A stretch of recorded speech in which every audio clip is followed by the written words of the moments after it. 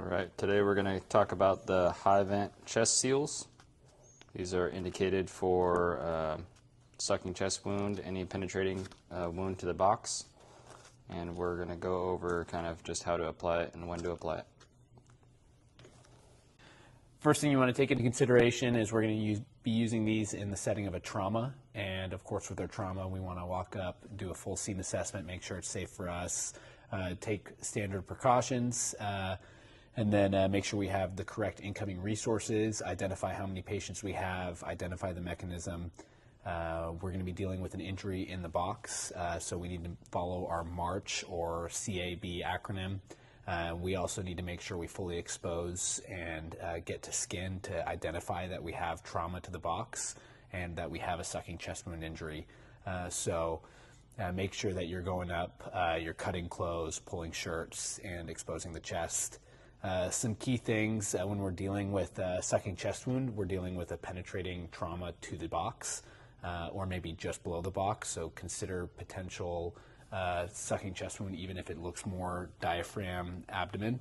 And then we also need to be able to remember that we have to check both sides because the box is not just 1D, one-dimensional. We have to be able to flip the patient over and see their back and see if we need two occlusive dressings for this. Josh here is going to demonstrate. He's exposed his patient. He's looking for the chest wound. He's doing a rapid sweep, identifying no bleed, maybe some blood. Something that we talked about is sometimes a sucking chest wound will have that pulmonary edema, that pink frothy sputum bubbling out of the wound. But sometimes it's just going to be bloody and on the chest and in the box. Let's say there is a sucking chest wound on a GSW to the right side of the chest here. And Josh has exposed that. And so first... I would probably put my gloved hand over that to try and occlude it. And I would ask my partner if I had available to get the chest seal out. If I didn't, then I would just grab it myself. Pretty quick to deploy, just to rip it open. Inside there should be this kind of sticky type material, just like here, and then you would peel it off just like an AED pad would, and then you would put it directly over the wound there, wherever it might be. And then this little handy rag is just to wipe any dirt or fluid around from the wound site before sticking it on to try and get the best adhesion as possible. It's a little bit difficult to see on video, but when you apply this, these have the ability to burp themselves or relieve pressure themselves. There's these little pathways, and there's a little center spot of where it's not stuck to the patient's skin. And once again, allowing for the patient to be able to take a breath in, and this would seal against the wound. And then on exhalation, this would puff up and have 3 egress points for air to be able to leave.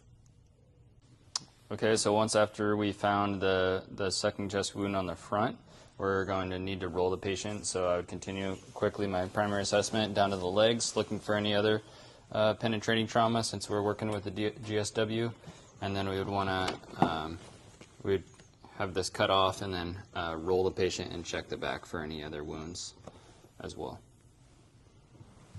Should you find any other wounds, you would just repeat this process. Yep, with another one of these chest wounds or chest seals. Once we have the chest seal placed on all of the penetrating traumas, we want to make sure that we're reevaluating lung sounds and worker breathing as we're going through getting vitals and the rest of the secondary assessment and things in that nature, and also during transport. If for some reason that this isn't burping, then we can just manually open it up and maybe switch it out for something else. One thing that would work well is the plastic from any of these types of chest seals or the petroleum gauze even, as well as AED pads. Keep in mind with a patient that has a penetrating wound to the box, having a broad differential of what else might be going on. I would be concerned about a pneumothorax, tension pneumothorax, hemothorax, or hemopneumothorax, and really reassessing that airway, having a good pass off to ALS or ALS to the hospital, and a good differential of other airway complications. One other thing to keep in mind whenever we're dealing with GSW, especially if there's multiple gunshots reported, is that we want to make sure that we do a really good, thorough assessment and also a really good, thorough secondary assessment to make sure that we find any other penetrating trauma. A lot of times there's penetrating trauma with GSWs in the junctions underneath the armpits from defensive maneuvers, as well as like in the crotch area and things like that where it just might be hidden from other tissue. We focused a lot on GSWs as our example for this, although there are a couple other mechanisms, and many other mechanisms that we should keep in mind for a need for occlusive dressing. Stabbings, either from knives or any sharp object, high mechanism blunt traumas with other forces involved that can include penetrating trauma from other objects.